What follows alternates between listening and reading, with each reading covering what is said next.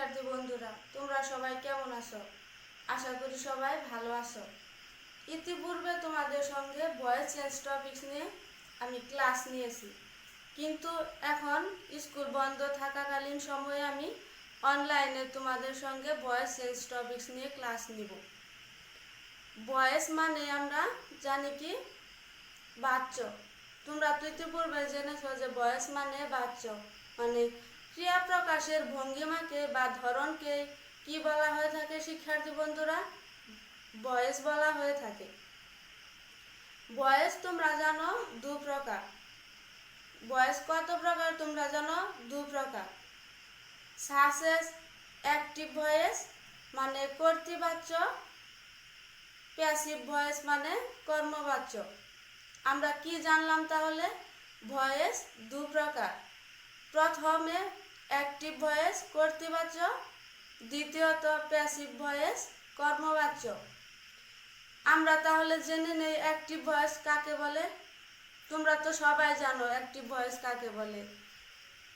ভার্বের সাবজেক্ট যখন ক্রিয়ার কাজটি কি করে নিজেই সম্পন্ন করে, তখন তাকে অ্যাক্টিভ ভয়েস বলা হয়ে থাকে। প্রিয় শিক্ষার্থী বন্ধুরা, অ্যাক্টিভ ভয়েস কাকে বলে আমরা ইতিমধ্যে জেনেছি, তারপর আবার আমি বলি। ভার্বের সাবজেক্ট যখন নিজেই ক্রিয়ার কাজটি সম্পন্ন করে তাকে অ্যাক্টিভ ভয়েস বলা হয়ে থাকে। তোমাদের বোঝানোর সুবিধার্থে আমি কি করি, এখন একটি এক্সাম্পল দিই। শুরুতে আমি সাবজেক্ট কি লিখেছি? হি লিখেছি। He subject. Rights main verb.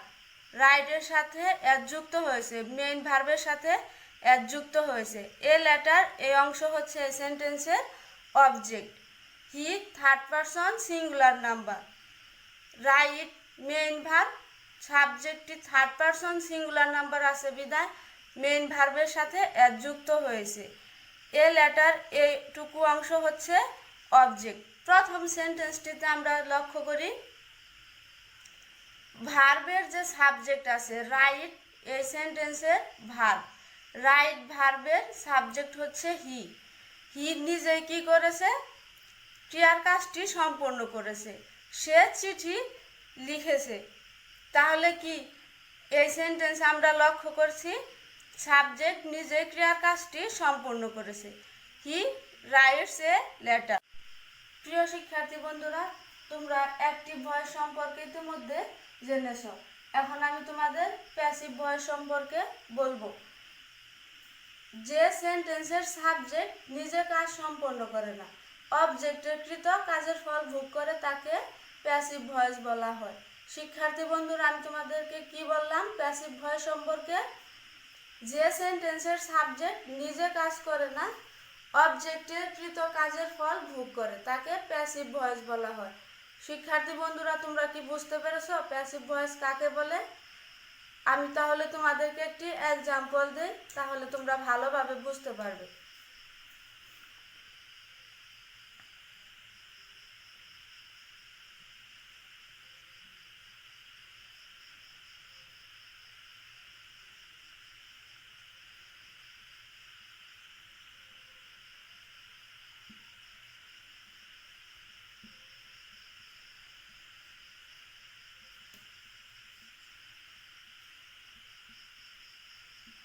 আমি সংজ্ঞার মধ্যে বলেছি, যে সেন্টেন্সে সাবজেক্ট নিজে কোনো কাজ করে না, অবজেক্টের কৃত কাজের ফল ভোগ করে, তাকে প্যাসিভ ভয়েস বলা হয়।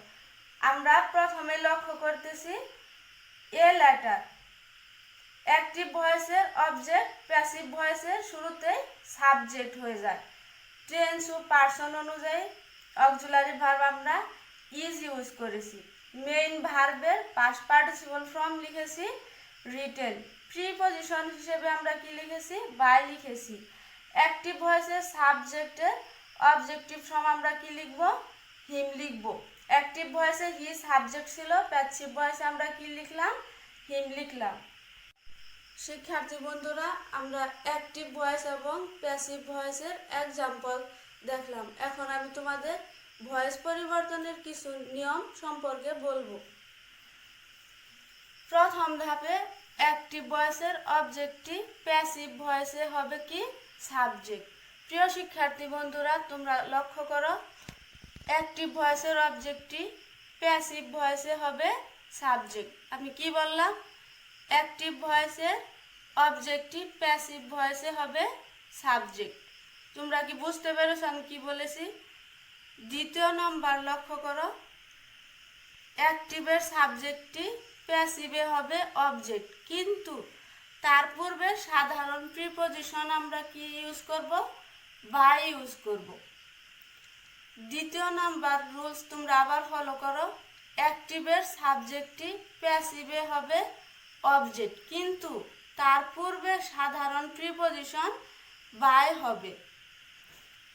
3 নাম্বার রুলস তোমরা লক্ষ্য করো সবাই, অ্যাক্টিভের সাবজেক্ট যদি প্রনাউন হয় তবে প্যাসিভে অবজেক্টিভ ফর্ম হবে। 3 নাম্বার রুলস তোমরা আবার লক্ষ্য করো, অ্যাক্টিভের সাবজেক্টটি যদি প্রনাউন হয় তবে প্যাসিভে অবজেক্টিভ ফর্ম হবে। প্রিয় শিক্ষার্থী বন্ধুরা, অ্যাক্টিভ ভয়েসের সাবজেক্ট আই হবে প্যাসিভ ভয়েসে মি। আমরা অ্যাক্টিভ ভয়েস হতে প্যাসিভ ভয়েসে যখন রূপান্তর করব, আই সাবজেক্টটি অ্যাক্টিভ ভয়েস হতে প্যাসিভে রূপান্তর করে আমরা কি লিখব? মি লিখব। মি হবে অবজেক্ট। অ্যাক্টিভ ভয়েসে উই সাবজেক্ট থাকলে প্যাসিভে অবজেক্ট হবে আস। উইয়ের পরিবর্তে আমরা প্যাসিভে আস লিখব। অ্যাক্টিভ ভয়েসে হি সাবজেক্ট থাকলে প্যাসিভ ভয়েসে আমরা হিম অবজেক্ট লিখব। শি অ্যাক্টিভ ভয়েসে সাবজেক্ট থাকলে প্যাসিভ ভয়েসে আমরা হার লিখব। শি এর অবজেক্টিভ ফর্ম আমরা হার লিখব প্যাসিভ ভয়েসের ক্ষেত্রে। দে অ্যাক্টিভ ভয়েসে সাবজেক্ট থাকবে। দে সাবজেক্ট থাকলে প্যাসিভ ভয়েসে আমরা দ্যাম ইউজ করব। ইউ অ্যাক্টিভ ভয়েসে সাবজেক্ট থাকলে প্যাসিভ ভয়েসে আমরা ইউ লিখব। প্রিয় শিক্ষার্থী বন্ধুরা, এক নজরে আমি আবার তোমাদের বলি, অ্যাক্টিভ ভয়েসে আই, প্যাসিভ ভয়েসে মি হবে। উই অ্যাক্টিভ ভয়েস হতে প্যাসিভ ভয়েসে আস হবে। হি অ্যাক্টিভ ভয়েস হতে প্যাসিভ ভয়েসে হিম হবে। শি অ্যাক্টিভ ভয়েস হতে প্যাসিভে হার হবে। দে অ্যাক্টিভ ভয়েস হতে প্যাসিভে দ্যাম হবে। অ্যাক্টিভ ভয়েসে ইউ হতে প্যাসিভে ইউ হবে। ইউ এর কোনো পরিবর্তন হবে না। শিক্ষার্থী বন্ধুরা, কিন্তু সাবজেক্টটি যদি নাউন হয়, নাউন মানে নাম, তবে প্যাসিভে পরে কোনো পরিবর্তন হয় না। তোমরা লক্ষ্য করো, সাবজেক্টটি যদি নাউন হয় তবে প্যাসিভে পরে কোনো পরিবর্তন হয় না। 4 নম্বর নিয়ম সবাই দেখো, প্যাসিভে প্রিন্সিপাল ভার্ব সমূহের সবসময় পাস্ট পার্টিসিপল হয়। প্যাসিভে প্রিন্সিপাল ভার্ব সমূহের সবসময় পাস্ট পার্টিসিপল হয়, মানে ভার্বের থার্ড অংশ হয়। 5 নম্বর নিয়ম সবাই লক্ষ্য করো, প্রিন্সিপাল ভার্ব সমূহের পূর্বে টেন্স, নাম্বার ও পার্সন অনুযায়ী অক্সিলিয়ারি ভার্ব বসবে। তোমরা আবার লক্ষ্য করো 5 নম্বর নিয়ম, প্রিন্সিপাল ভার্ব সমূহের পূর্বে টেন্স, নাম্বার ও পার্সন অনুযায়ী অক্সিলিয়ারি ভার্ব। শিক্ষার্থী বন্ধুরা, আমি এখন তোমাদের প্যাসিভ অক্সিলিয়ারি ভার্ব সমূহের তালিকা সম্পর্কে জানাবো। তোমরা সবাই লক্ষ্য করো, প্রেজেন্ট ইনডিফিনিট টেন্স অ্যাক্টিভ ভয়েসে ডু অবলিক ডাস থাকলে প্যাসিভ ভয়েসে এম ইজ আর হবে। শিক্ষার্থী বন্ধুরা, তোমরা লক্ষ্য করো, প্রেজেন্ট ইনডিফিনিট টেন্সে অ্যাক্টিভ ভয়েসে ডু অবলিক ডাস থাকলে প্যাসিভ ভয়েসে আমরা এম ইজ আর ইউজ করব। প্রেজেন্ট কন্টিনিউয়াস টেন্স সবাই লক্ষ্য করো, অ্যাক্টিভ ভয়েসে এম ইজ আর থাকলে প্যাসিভ ভয়েসে আমরা কি লিখব? Am being, is being, are being. তোমরা সবাই আবার লক্ষ্য করো, প্রেজেন্ট কন্টিনিউয়াস টেন্সে অ্যাক্টিভ ভয়েসে এম, ইজ, আর থাকলে প্যাসিভ ভয়েসে আমরা কি করব? M being, is being, are being. শিক্ষার্থী বন্ধুরা, তোমরা প্রেজেন্ট পারফেক্ট টেন্স লক্ষ্য করো সবাই। অ্যাক্টিভ ভয়েসে হ্যাভ অবলিক হ্যাজ থাকলে আমরা প্যাসিভ ভয়েসে হ্যাভ বিন অথবা হ্যাজ বিন ইউজ করব। তোমরা সবাই প্রেজেন্ট পারফেক্ট টেন্স আবার দেখো।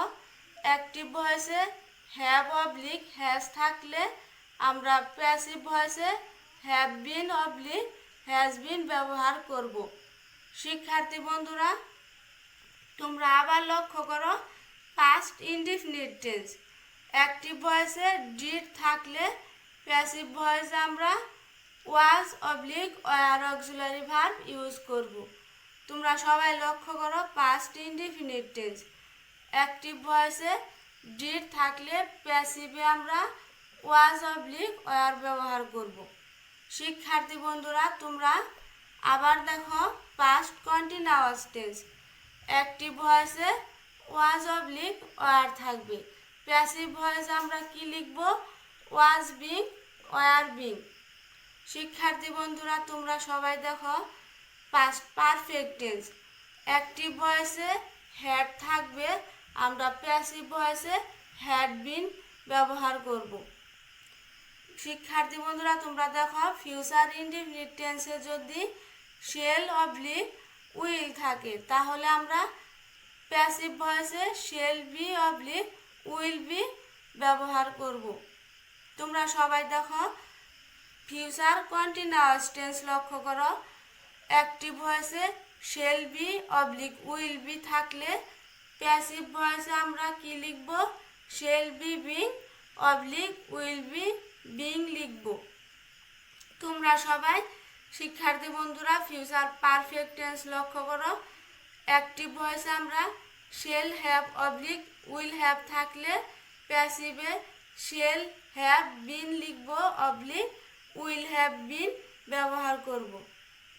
শিক্ষার্থী বন্ধুরা, আজকে ক্লাসে তোমরা ভয়েস কাকে বলে, ভয়েস কত প্রকার ও কি ভয়েস পরিবর্তনের নিয়ম এবং প্যাসিভ অক্সিলারি ভার্বসমূহের তালিকা সম্পর্কে জানলে। আজকে ক্লাসের পড়াগুলো তোমরা বাসায় ভালোভাবে কমপ্লিট করবে। আজকের মতো এই পর্যন্তই। তোমরা সবাই ভালো থাকবে। আল্লাহ হাফিজ।